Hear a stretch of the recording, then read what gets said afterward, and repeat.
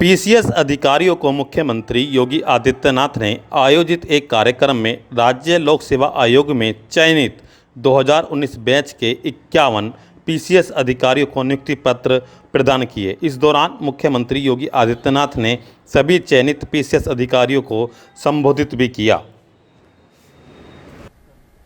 देश के सबसे बड़े राज्य में सबसे बड़ी प्रशासनिक व्यवस्था का पार्ट बनने के लिए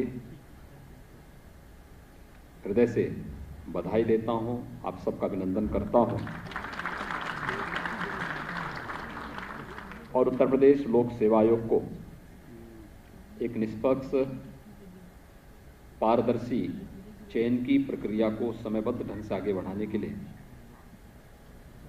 हृदय से धन्यवाद भी देता हूं। हम सब जानते हैं कि उत्तर प्रदेश में सरकारी नौकरियों की प्रक्रिया 2017 के पहले कैसे कलंकित हो चुकी थी।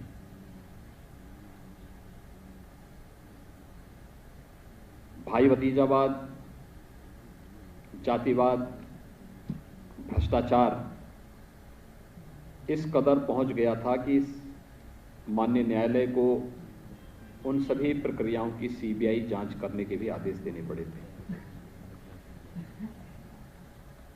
और उसमें बहुत सारी जांचें न्यायालय के आदेश पर सीबीआई जिसमें अभी भी जांच कर रही है।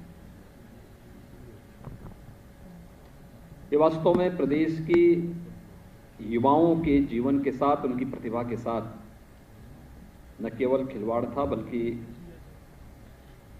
उन्हें कुंठित करने के कुत्सित मंशा के तहत पिछली सरकारों के द्वारा की गई शरारत का भुक्तभोगी उत्तर प्रदेश का युवा होता था। पिछले 4-4.25 वर्ष के दौरान हम सब ने आदरणीय प्रधानमंत्री जी के प्रेरणा और उनके मार्गदर्शन में शासकीय नौकरियों को पूरी निष्पक्ष और पारदर्शी तरीके से संपादित करने के लिए आयोग और बोर्डों के माध्यम से जो प्रक्रिया आगे बढ़ती है उसे व्यवस्थित रूप से आगे बढ़ाया और आज मुझे बताते हुए प्रसन्नता है कि जो ये बोर्ड और आयोग अव्यवस्था, भ्रष्टाचार, भाई भतीजावाद के अड्डे बन चुके थे और उसके कारण अनिर्णय की स्थिति पैदा हो गई थी।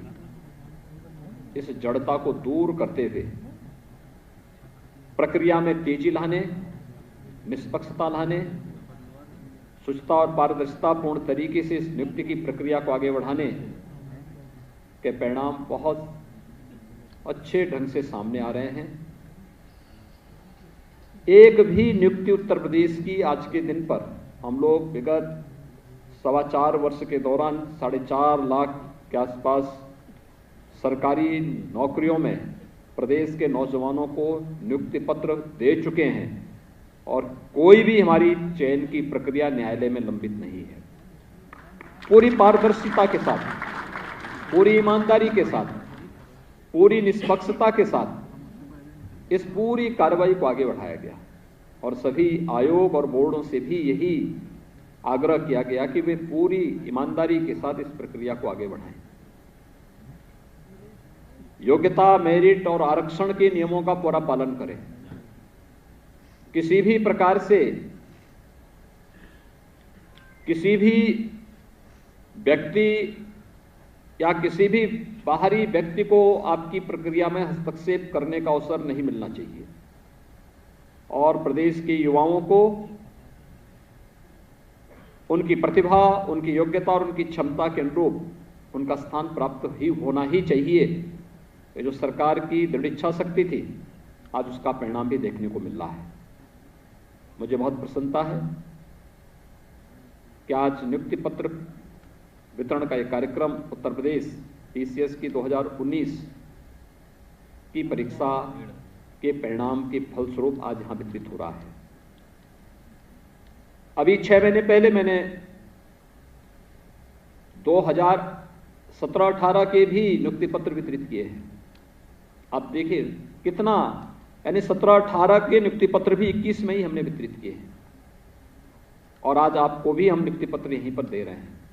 यानी पहले अनिर्णय के शिकार थे, अराजकता के शिकार थे, अव्यवस्था थी, लेकिन आज उस प्रक्रिया को कितनी तेजी के साथ आगे बढ़ाने का कार्य हुआ है। आज यूपी पीसीएस की उप जिलाधिकारी के चयन की इस प्रक्रिया में नियुक्ति पत्र वितरण का यह कार्यक्रम इस बात का प्रमाण है। स्वाभाविक रूप से जब प्रदेश के अंदर योग्यता, क्षमता और मेरिट को ध्यान में रख करके इस प्रक्रिया को आगे बढ़ाया जा रहा है, तो सरकार की भी यही मंशा है आपसे, सरकार आपसे भी अपेक्षा रखता है कि आप भी उसी निष्पक्षता के साथ, उसी पारदर्शी तरीके के साथ, किसी भी नागरिक के साथ, प्रदेश का कोई भी व्यक्ति हो, उसे भी इस प्रक्रिया का पार्ट बनने, उसे भी न्याय प्राप्त करने, आपकी प्रशासनिक सेवाओं का लाभ प्राप्त करने का पूरा अवसर प्राप्त होना ही चाहिए। यह दायित्व अब आपके ऊपर आएगा, और इसलिए उस गुरुत्वर दायित्व का निर्वहन करने पर आप सभी को पूरी तरीके से उस प्रक्रिया का पार्ट बनना चाहिए। याद रखना, भारतीय प्रशासनिक सेवा की रीढ़ के रूप में हम लोग प्रादेशिक सेवाओं को मानते हैं, क्योंकि उप जिलाधिकारी के रूप में आपके पास जो दायित्व आने हैं, अपनी ट्रेनिंग पूरी करने के साथ आपको विभिन्न तहसीलों में जाकर के वहां पर अपनी सेवाएं देनी होंगी। और याद रखना कि जनता से जुड़ी हुई जो समस्याएं हैं, एक कॉमन मैन की जो समस्या है, आधी से अधिक समस्या केवल राजस्व से संबंधित समस्याएं होती हैं। अपराध की प्रकृति में भी मैं बहुत बार देखता हूं कि गांव में या शहरी क्षेत्रों के मोहल्लों में जो विवाद होते हैं, उनके पीछे भी ये छोटे मोटे जो राजस्व से संबंधित विवाद होते हैं, जिसपे समयबद्ध निर्णय न होने के कारण हमारी जो प्रशासनिक व्यवस्था है वो अनिर्णय का शिकार जब हो जाती है, तो उसका खामियाजा एक आम नागरिक को भुगतना पड़ता है। और इसलिए हमारा दायित्व होना चाहिए कि हर एक व्यक्ति को न्याय मिले, न्याय से कोई वंचित न होने पाए। किसी भी प्रकार की अव्यवस्था और दुर्व्यवस्था, जिस व्यवस्था के हम पार्ट हैं, वहां पर न दिखे। या हम अगर अपने इस दायित्व का ईमानदारी पूर्वक निर्वहन करते हैं, तो हम अपने आप के साथ न्याय करते हैं, अपनी सेवा के साथ न्याय करते हैं, और जिस व्यवस्था ने हमें सम्मान दिया है, उस व्यवस्था के साथ भी हम न्याय करते हैं। और यही तो हमें करना होगा। आपको अब इस सेवा में आए हैं, इससे पहले आप क्या थे? आपका व्यक्तिगत जीवन था, आपका पारिवारिक जीवन था, आपका अपने एक मित्र मंडली थी, वो आपका व्यक्तिगत जीवन का पार्ट है। लेकिन आज जब आप इस प्रशासनिक सेवा का पार्ट बनने जा रहे हैं, तो फिर अपने पराये का भेद किए बगैर, अपनी पूरे ज्ञान से, अपनी पूरी दक्षता से और अपने व्यवहार से हर एक व्यक्ति को न केवल सम्मान देना होगा, बल्कि न्याय बोलने से नहीं, आपकी कार्य पद्धति से वह झलकना भी चाहिए।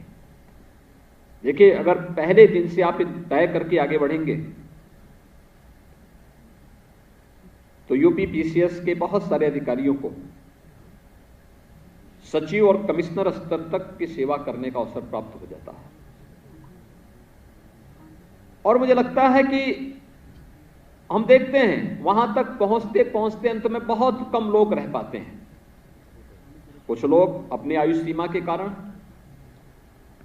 कुछ लोग समयबद्ध ढंग से जैसे ही आगे बढ़ते हैं किसी न किसी भ्रष्टाचार की चपेट में आकर के और समय उस व्यवस्था से दरकिनार कर दिए जाते हैं। और फिर एक समय जिन लोगों ने शुरू में अपने आप को ध्यान नहीं दिया, पहले दिन से ध्यान नहीं दिया, वे लोग बाद में आगे चल करके स्वयं के लिए एक समस्या खड़ी हो जाते हैं। हम समाज के लिए समस्या न खड़ी करें, बल्कि समाज की समस्याओं के सुलझाने के माध्यम बने। एक बेहतर संवाद के माध्यम से हमें इस प्रक्रिया को आगे बढ़ाना होगा।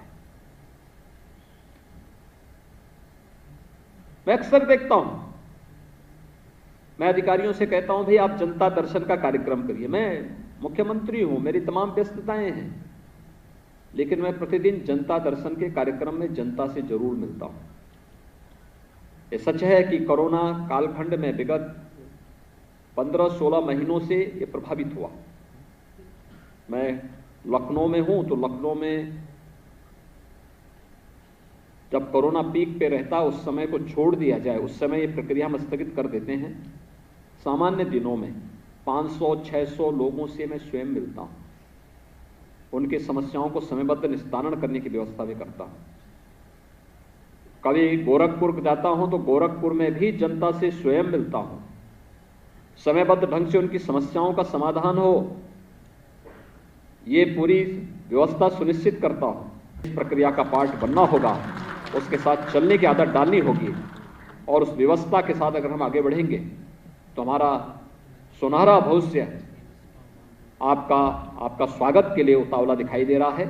आज के इस अवसर पर इस चयन की प्रक्रिया को निष्पक्ष और पारदर्शी तरीके से संपन्न करने के लिए उत्तर प्रदेश लोक सेवा आयोग को हृदय से धन्यवाद देता हूं। आप सबको हृदय से बधाई और शुभकामनाएं देता हूं। धन्यवाद।